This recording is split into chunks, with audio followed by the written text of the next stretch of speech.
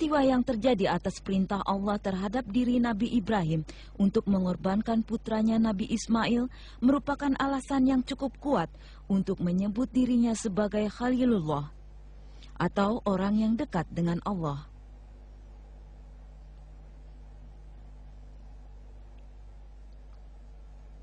Nabi Ibrahim lahir di sebuah tempat yang disebut Faddam Aram.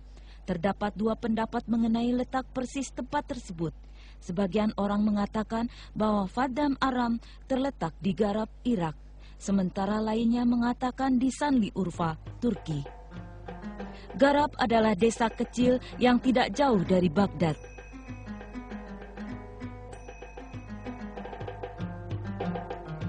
Walaupun jalan menuju ke sana kecil, tapi lebih dekat ke jalan bebas hambatan utama yang menghubungkan Baghdad dan kota-kota utama lain di Irak.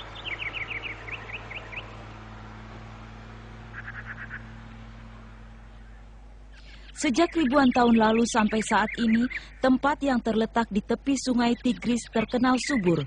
Hasil pertanian seperti makanan dan pakaian terpenuhi di tanah yang subur ini. Sayangnya tidak seperti sekarang, rakyat Babilonia pada waktu itu tidak menyembah Allah. Pancaran keimanan tidak menyentuh hati mereka yang telah tenggelam oleh gemerlap kesenangan duniawi. Seiring dengan kemakmuran yang mereka capai, moral dan nilai-nilai kemanusiaan justru semakin menurun.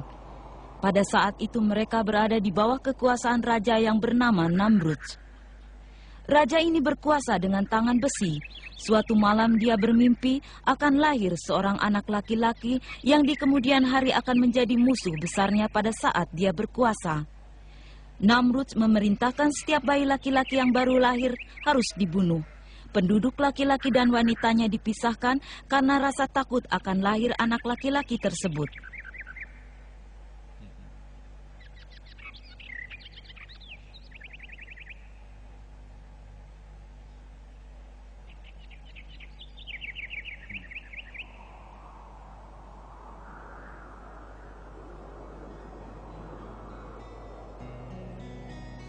Dalam situasi seperti itulah Nabi Ibrahim lahir. Tempat kelahiran asli Nabi Ibrahim mungkin telah terlupakan.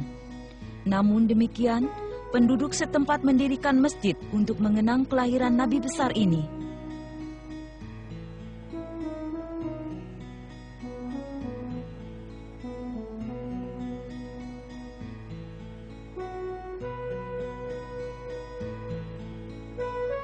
Saat ini setiap keluarga diberikan hak istimewa untuk merawat masjid tersebut. Dinding-dindingnya dihiasi dengan ayat-ayat Al-Quran tentang Nabi Ibrahim, perjuangannya, dan umatnya yang mendengarkan panggilannya.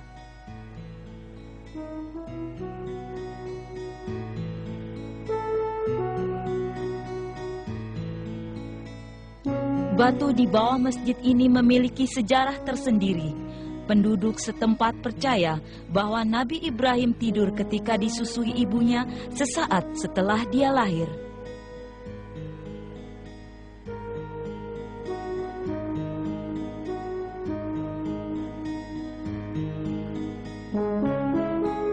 Pada pintu pagar sekitar batu tersebut terdapat tulisan ayat 15 dari surah Maryam yang berbunyi, kesejahteraan atas dirinya pada hari ia dilahirkan, pada hari dia meninggal, dan pada hari dia dibangkitkan hidup kembali.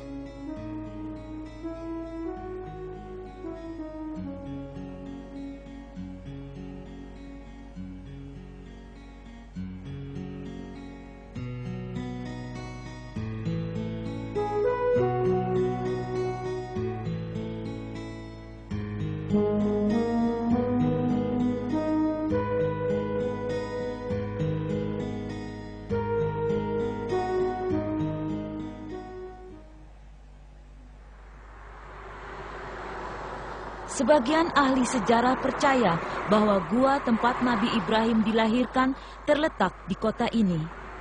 Wilayah ini disebut kota Nabi. Beberapa nabi pernah ada di tempat ini.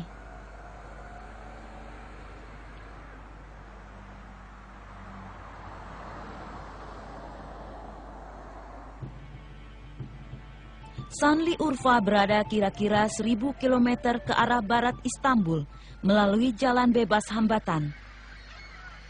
Sebuah masjid dibangun di puncak tempat kelahiran Nabi Ibrahim. Penduduk setempat menyebutnya Masjid Ibrahim. Setiap akhir pekan, masjid ini menjadi daya tarik dari para peziarah yang datang dari seluruh Turki dan wilayah di sekitarnya. Kaum muslim yang sangat mengenal cerita tentang nabi-nabi sejak mereka masih kanak-kanak merasa bahwa kunjungan ke tempat ini dapat meningkatkan keimanan mereka. Dinding-dinding luar masjid ini dihiasi oleh ayat-ayat Quran yang berkaitan dengan kehidupan Nabi Ibrahim.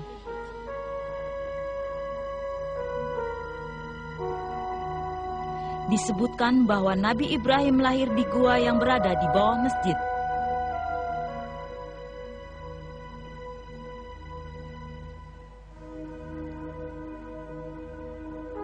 Dikatakan pula bahwa air yang berasal dari kolam ini adalah sumber air minum bagi Nabi Ibrahim dan ibunya.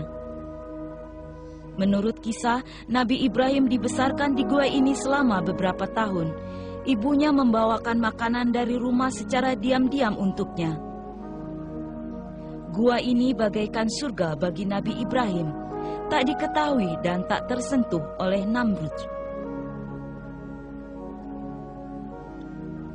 Ketenangan gua tersebut membentuk kepribadian yang tenang pada diri Ibrahim. Dia selalu memikirkan tentang alam sekitarnya, memikirkan keagungan Tuhan.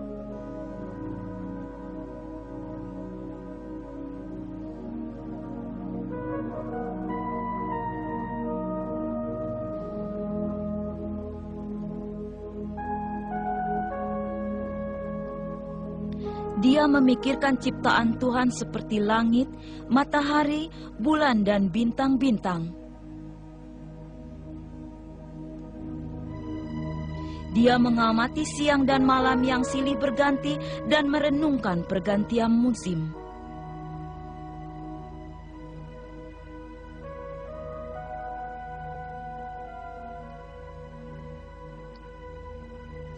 Siklus kehidupan binatang dan tumbuh-tumbuhan juga memperkuat keimanannya.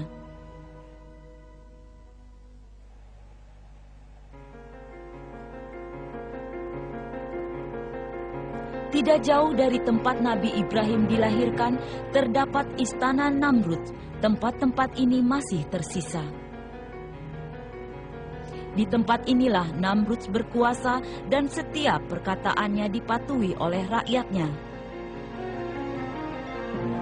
Nabi Ibrahim mempergunakan kepandaian berpidatonya untuk membuktikan kesalahan bahwa Namrud bukanlah Tuhan.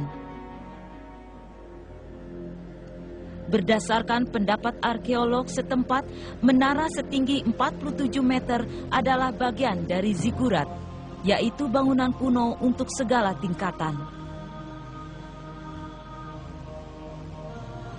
Dikatakan bahwa bangunan ini memiliki 7 tingkat.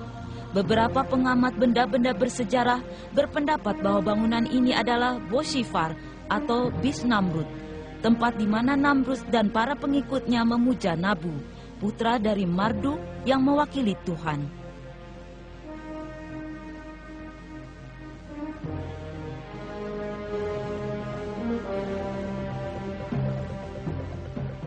Nabi Ibrahim berusaha memperbaiki kesalahan orang-orang Babilonia dengan menggunakan pendekatan intelektual. Akan tetapi, kebiasaan lama itu sulit untuk dihilangkan. Al-Quran mencatat peristiwa ini dalam surat Asy-Syu'ara ayat 69 dan 74 yang berarti, "Dan bacakanlah kepada mereka kisah Ibrahim ketika dia berkata kepada bapaknya dan kaumnya, 'Apakah yang kamu sembah?' Mereka menjawab, 'Kami menyembah berhala-berhala dan kami senantiasa tekun menyembahnya.'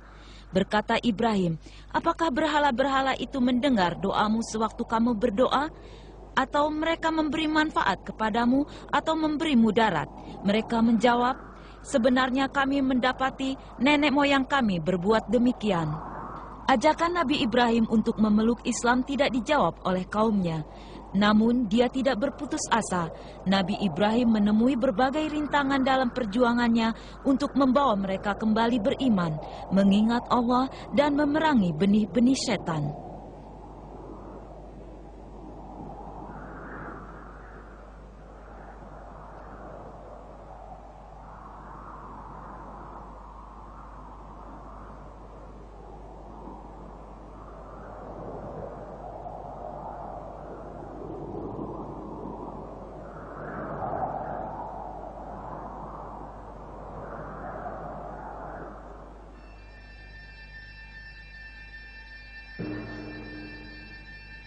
Namrud dan orang-orang Babilonia tidak memperdulikan nasihat dan ajaran yang diberikan Nabi Ibrahim. Puncak dari krisis ini adalah pembakaran atas diri Nabi Ibrahim yang dilakukan oleh kaumnya. Dia dilemparkan ke dalam api yang berkobar-kobar dari puncak benteng. Quran menceritakan tentang peristiwa ini. Disinilah di antara dua pilar benteng, Nabi Ibrahim ditempatkan sebelum dilontarkan ke dalam api. Walaupun pilar-pilar tersebut bukan pilar yang asli, penduduk Sanli Urfa menganggapnya sebagai suatu tanda untuk mengingatkan kita tentang kekejaman orang Babilonia.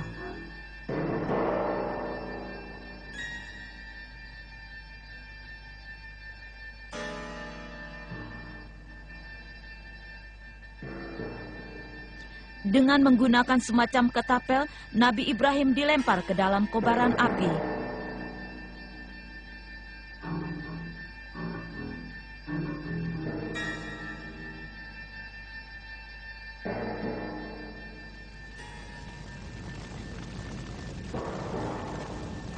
Atas kehendak Allah, kobaran api sedikit pun tak mampu menghanguskan kulit Nabi Ibrahim. Surat Al-Anbiya ayat 69 mengatakan, "Kami berfirman, hai api, menjadi dinginlah dan menjadi keselamatanlah bagi Ibrahim." Penduduk setempat percaya bahwa tumpukan kayu-kayu bakar yang digunakan untuk membakar Nabi Ibrahim berubah menjadi ikan. Sementara api itu sendiri berubah menjadi air dan berbentuk danau. Sayangnya, tidak semua orang setuju dengan kepercayaan ini karena hal tersebut tidak disebutkan dalam Al-Quran atau Sunnah, dua acuan utama bagi kaum Muslim. Saat ini, Danau Khalid Ar-Rahman menjadi daya tarik bagi para peziarah. Mereka datang untuk mengenang peristiwa ini.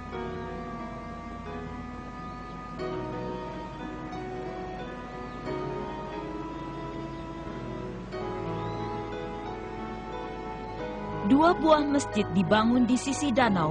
Masjid itu adalah Masjid Rizalfiye dan Masjid Khalil Ar-Rahman.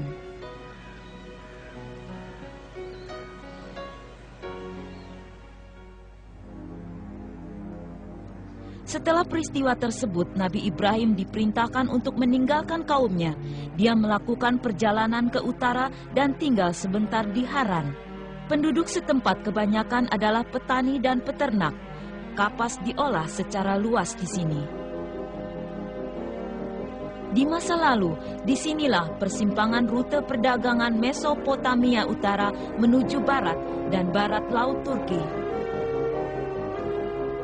Rumah-rumah kuno dan peninggalan bersejarah tetap terjaga utuh, tak lekang oleh cuaca dan waktu.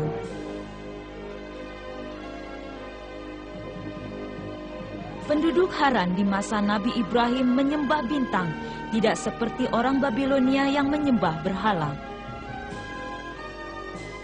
Nabi Ibrahim menggunakan pendekatan yang berbeda untuk menarik massa.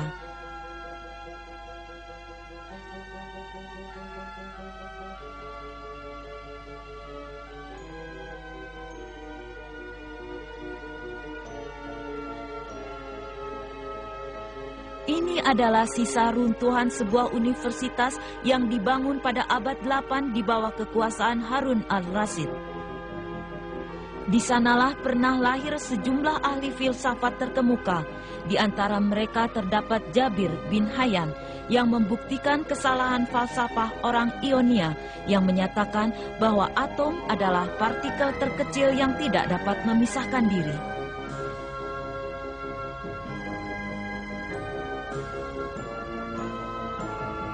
Menurut Jabir, atom tidak hanya dapat dipisahkan, tetapi juga dapat menggerakkan cukup energi untuk menghancurkan kota Baghdad. Selama beribu-ribu tahun, Haran menjadi rute perdagangan antara Mesopotamia dan Anatolia. Haran adalah kota kosmopolitan yang kaya akan budaya. Catatan pertama mengenai Haran dibuat pada abad 2 Masehi. Menurut Ibnu Shaddad, seorang sejarawan pada abad 13, Haran juga dikenal sebagai kota Ibrahim karena disinilah dia sempat tinggal selama beberapa waktu untuk kemudian melanjutkan perjalanan ke Palestina. Marwan II adalah salah satu penguasa dari dinasti Umayyah. Dialah yang menjadikan Haran sebagai ibu kota kerajaan. Orang-orang Mongol menguasai wilayah ini pada tahun 1260 Masehi, kemudian diikuti oleh kekhalifahan Utsman pada abad 19. Pada masa itu Haran kehilangan kegemilangannya.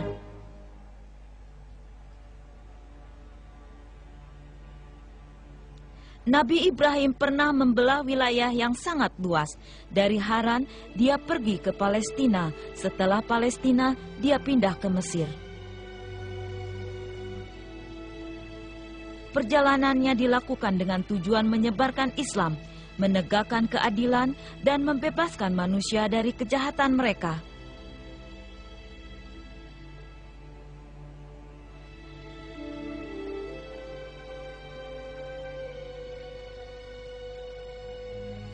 Ribuan mil perjalanan telah ditempuh dalam beberapa dekade sebagai pengorbanan atas keimanannya terhadap Allah. Perpindahan atau perjalanan adalah suatu panggilan bagi para nabi. Nabi Musa berpindah dari Mesir ke Madian dan Nabi Muhammad SAW berpindah dari Mekah ke Madinah. Proses perpindahan memberikan para nabi tersebut pelajaran dan kematangan untuk menghadapi berbagai macam tantangan. Umat Nabi Ibrahim menolak ajakannya untuk memeluk Islam. Saat ini Islam telah menyebar ke seluruh dunia.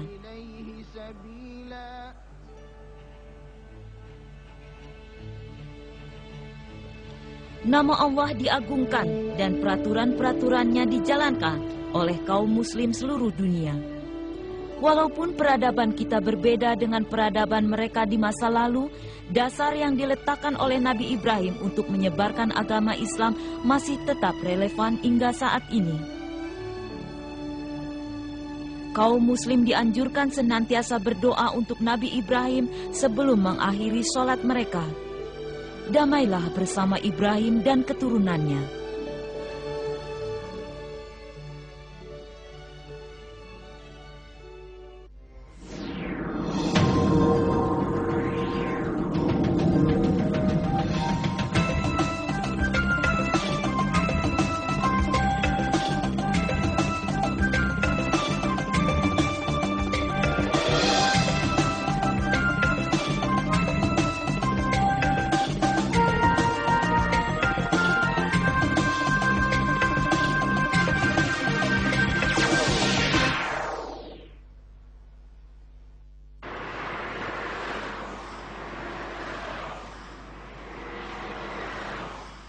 Ini adalah jalan masuk ke kota Mekah Al-Mukarramah, kota tersuci umat Islam.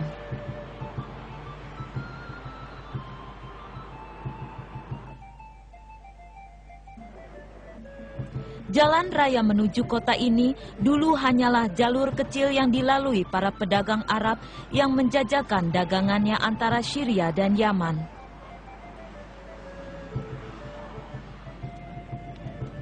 Mekah adalah kota kuno yang sangat bersejarah, tempat kelahiran Nabi terakhir Muhammad SAW. Nabi Adam, manusia pertama juga sudah pernah tinggal di kota ini.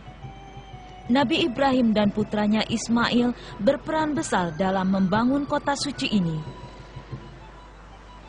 Dilihat dari usianya, mungkin orang akan salah mengira bahwa kemajuan pembangunan kota ini berjalan lamban. Di balik itu, pada kenyataannya, aneka barang dan jenis dagangan dapat dijumpai di sini, bahkan menyaingi kota-kota besar di negara-negara barat.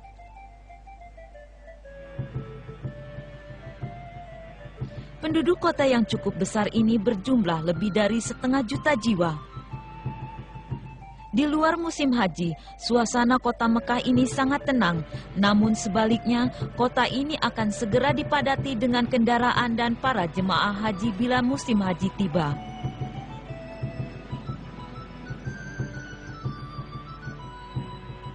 Kota Mekah dikelilingi bukit-bukit dan pegunungan. Dari sebuah tempat di ketinggian, lembah ini seakan dikepung oleh bangunan-bangunan gedung.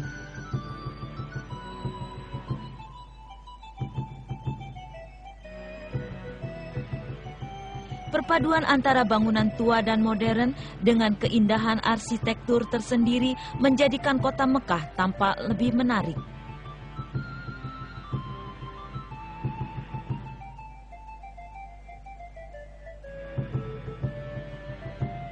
Namun yang paling menarik, penting dan sekaligus menjadi lambang kota Mekah sejak dulu hingga sekarang adalah Masjidil Haram. Disinilah Ka'bah, rumah ibadah pertama yang dibangun oleh Nabi Ibrahim dan putranya Nabi Ismail.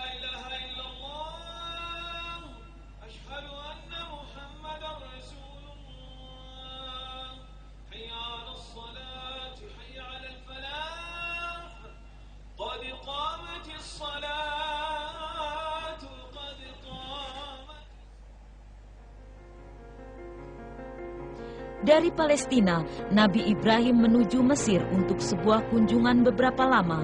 Kemudian dia kembali lagi ke Palestina.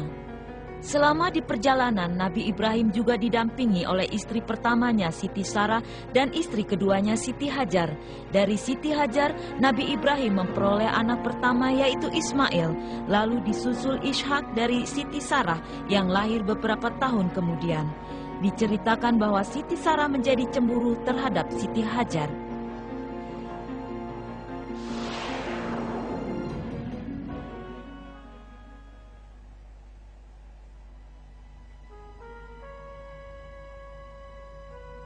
Kemudian Allah memerintahkan Ibrahim untuk memisahkan Siti Hajar dari Sarah. Selanjutnya Ibrahim memulai perjalanannya bersama Siti Hajar dan Ismail yang masih bayi.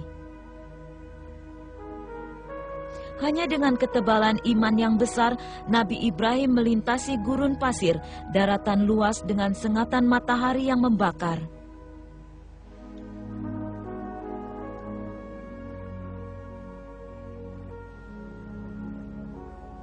Dengan untanya, Nabi Ibrahim tetap tegar melanjutkan perjalanannya. Setelah menempuh ratusan mil perjalanan, Nabi Ibrahim beserta keluarganya yang beriman tiba di sebuah lembah yang dikelilingi perbukitan dan pegunungan. Lembah ini yang dulunya sangat terpencil, sekarang adalah sebuah kota yang tenang dan damai, dengan banyak orang yang datang mengunjungi Baitullah.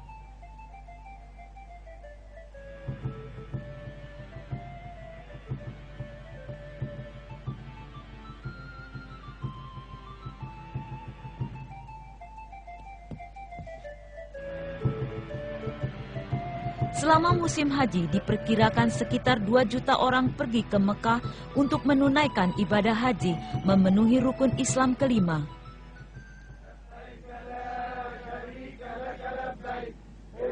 Di sini tidak ada perbedaan pangkat dan status sosial.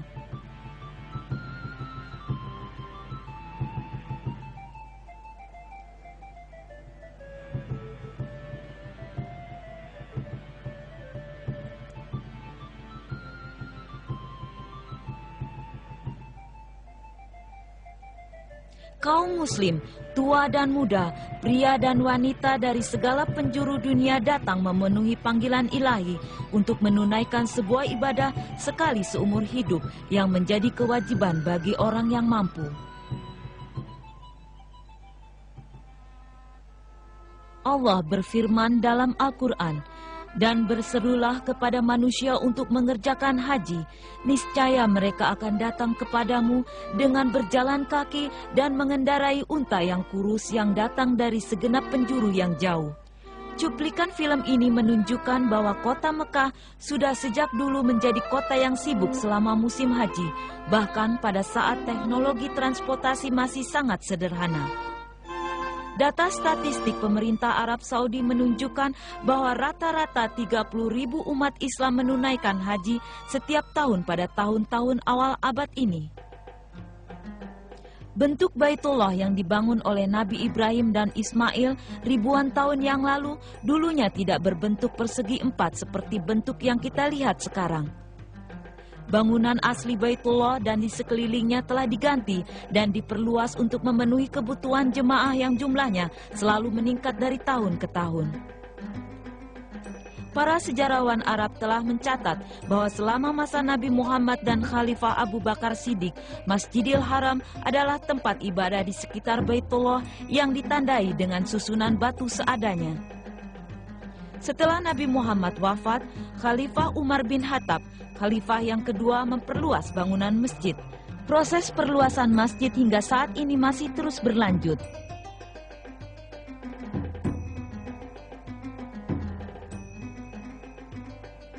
Ka'bah adalah bangunan tertua di dunia yang tetap bertahan dari masa ke masa. Pondasi bangunan ini didirikan oleh Nabi Adam, Nabi Ibrahim, dan Ismail membangunnya kembali menjadi sebuah bangunan yang lebih kokoh setelah hampir seluruhnya diporak-porandakan banjir besar pada masa Nabi Nuh. Sampai sekarang bangunan ini tetap bertahan. Saat pertama kali Nabi Ibrahim meninggalkan Mekah, anaknya Ismail masih bayi. Ibrahim meninggalkannya karena kepatuhannya kepada Allah di atas segalanya.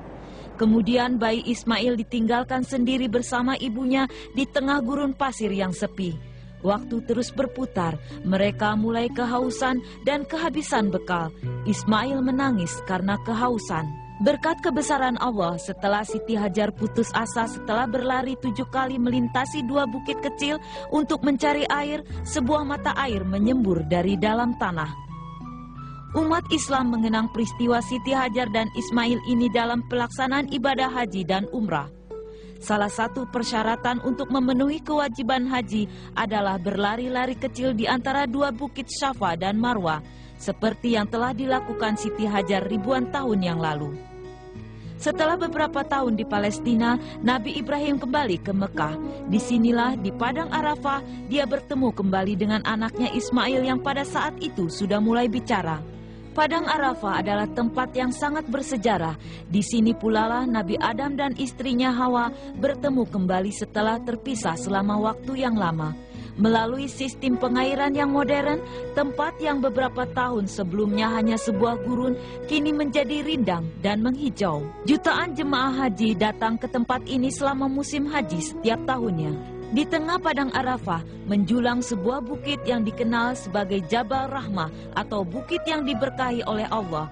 Di atas bukit inilah Nabi Ibrahim dan keluarganya melakukan sujud syukur atas pertemuan dengan keluarganya kembali.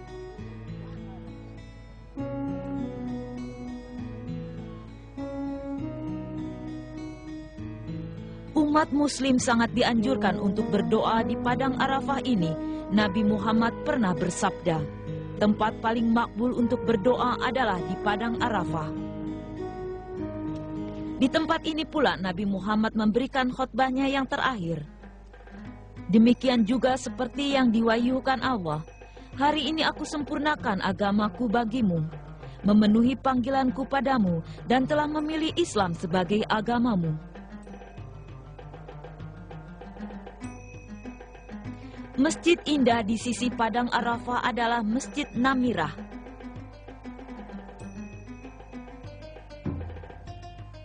Masjid ini selalu dipenuhi kaum muslim pada saat sholat Idul Adha.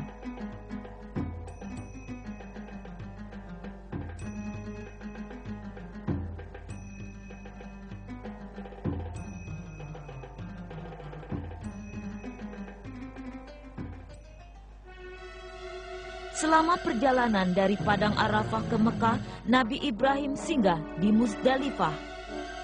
Dalam tidurnya, dia bermimpi diperintah Allah untuk mengorbankan putranya Ismail. Dengan penuh keimanan, Nabi Ibrahim membawa putranya ke tempat penyembelihan. Tanpa rasa takut, Ismail dengan tenang menanti ayahnya melaksanakan perintah Allah. Ketika tiba di Mina, setan datang membujuk Nabi Ibrahim untuk mengabaikan perintah Allah. Nabi Ibrahim melempar setan dengan 3 buah batu untuk mengusirnya.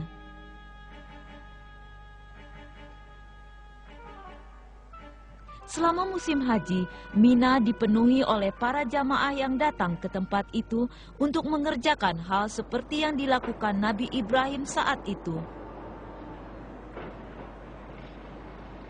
Wilayah ini adalah tempat di mana Nabi Ibrahim melintas ribuan tahun yang lalu.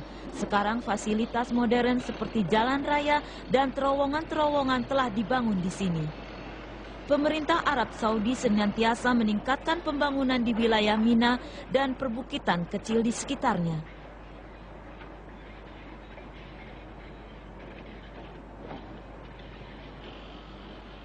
Proyek pembangunan seluas 2 km persegi diperkirakan menelan biaya sekitar 130 juta real Saudi.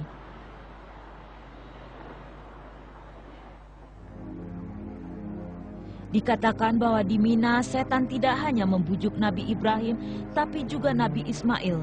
Namun Nabi Ismail juga mengusirnya dengan lemparan batu. Setan kemudian berusaha mempengaruhi Siti Hajar, tapi kembali gagal dan hanya menerima timpukan batu dan kerikil. Untuk mengenang kemenangan Nabi Ibrahim dan keluarganya atas godaan setan, kaum muslim melakukan lempar batu pada saat menunaikan ibadah haji. Di Tanah Suci ada 3 tempat untuk melempar batu, yaitu Jumroh Akabah, Jumroh Wusta, dan Jumroh Kubra. Setiap jemaah harus melempar sebanyak 70 buah batu ke 3 jumroh tersebut. Meskipun mereka hanya melempar batu dan kerikil ke pilar-pilar batu, para ulama berpendapat bahwa hal itu adalah bagian tindakan simbolis yang sangat penting untuk memerangi setan. Allah berfirman dalam surat Fatir ayat 6 yang berbunyi, "Sesungguhnya setan itu adalah musuh bagimu, maka anggaplah dia musuhmu, karena sesungguhnya setan-setan itu hanya mengajak golongannya supaya mereka menjadi penghuni neraka yang menyala-nyala." Di luar musim haji, tempat melempar kerikil ini biasanya sepi. Kadang-kadang datang orang yang menunaikan umroh dan merenungkan apa yang telah dilakukan Nabi Ibrahim di sini.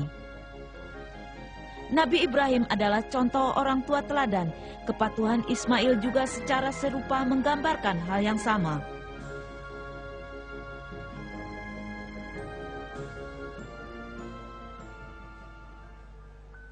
Begitu setan pergi, Nabi Ibrahim terus membawa Ismail ke puncak bukit.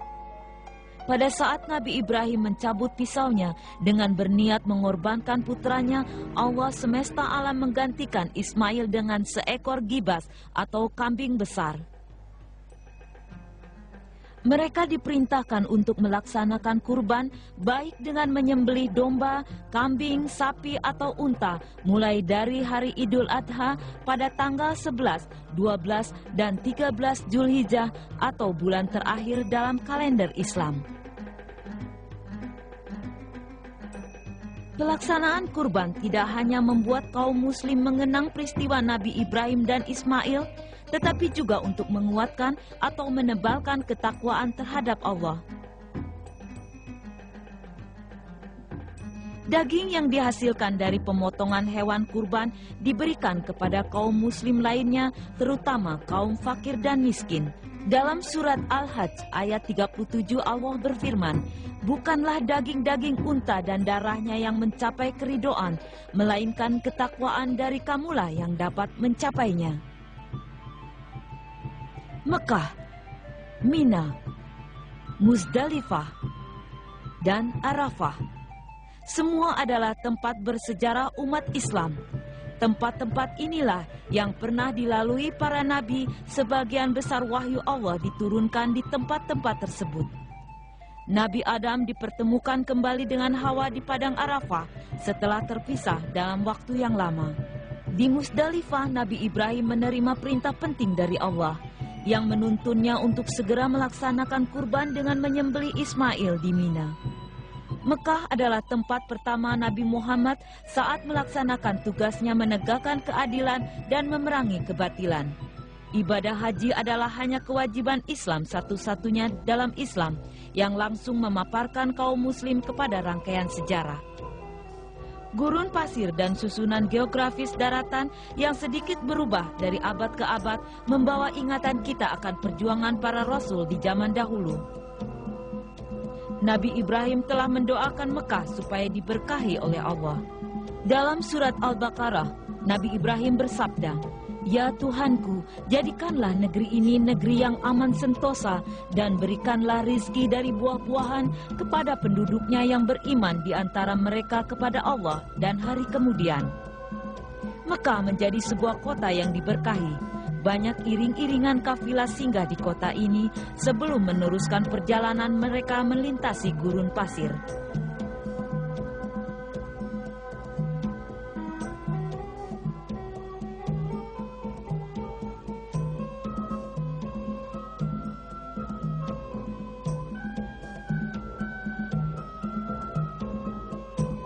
Air Zam-Zam, mukjizat yang diberikan Allah untuk dimanfaatkan Ismail dan Siti Hajar, sangat berguna bagi para kafilah untuk menghilangkan haus. Kebanyakan kafilah datang dan memutuskan tinggal untuk berdagang barang-barang. Suku Jurhum dan Malakah dari Yaman dulunya berada di antara mereka yang pertama menjadikan kota Mekah sebagai kampung halamannya. Nabi Ismail dikabarkan menikahi seorang wanita suku Jurhum. Melalui Nabi Ismailah, keturunan Nabi Ibrahim menyebar di semenanjung Arab. Mekah, kota yang berkembang pesat saat ini, menikmati kemakmurannya berkat kemakbulan doa Nabi Ibrahim.